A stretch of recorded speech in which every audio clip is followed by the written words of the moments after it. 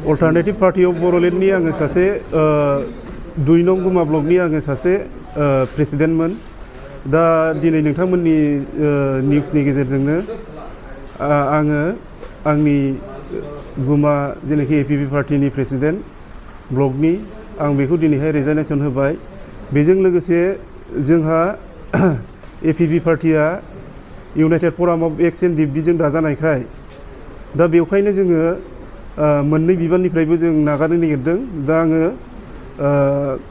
Gossaigaon district साब डिभिजननि आङो United फरामनि सासे भाइस प्रेसिडेन्ट आरो जोंना बिथां रबिराम नार्जारि अर्थात राजखान्थि बिथाङा जेनेरेल सेक्रेटारि।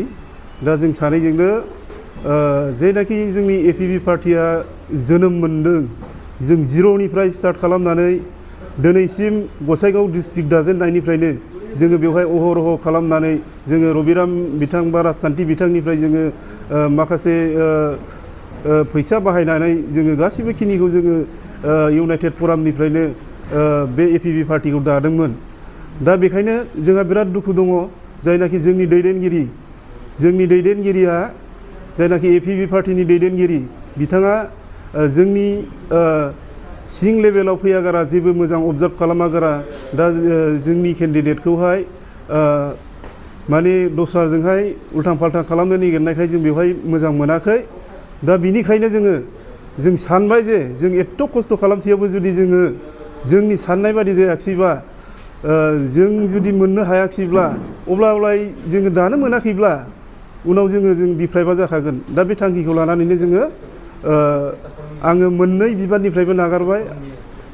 आंनि मुङा आफादाव बेसर बुङो, ओमफ्राय आङो माबायावहाय ओरैनो गामियाव बुलु कुमार ब्रह्म होनो।